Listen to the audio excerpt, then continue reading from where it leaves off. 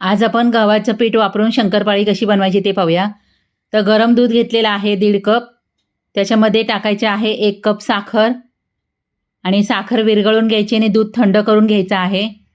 1 cup घेतलेला आहे तूप किंवा डालडा पण वापरू शकता इथे। आता हे तूप आहे ना आपल्याला चांगलं फेटून घ्यायचं, हलकं होऊन द्यायचं असं। आता तूप फेटून झालं की जे दूध आहे आपण थंड केलेलं ते याच्यामध्ये टाकून घ्यायचं सगळं। चवीनुसार मीठ टाकायचं आहे आणि मीठ आपल्याला चांगलं विरघळून घ्यायचं आहे याच्यामध्ये। आता याच्यामध्ये थोडं थोडं करून गव्हाचं पीठ टाकायचं आहे आणि घट्ट आपल्याला पीठ मळून घ्यायचं आहे। गोळा घट्ट व्हायला पाहिजे। जितकं पीठ घट्ट असेल ना तितकी शंकरपाळी खुसखुशीत होते।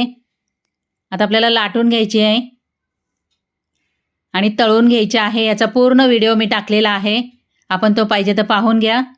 आणि मस्त आपली शंकरपाळी तयार झालेली आहे। पॅक बंद डब्यामध्ये भरून ठेवा। हा माझा शंकरपाळीचा दुसरा व्हिडिओ आहे।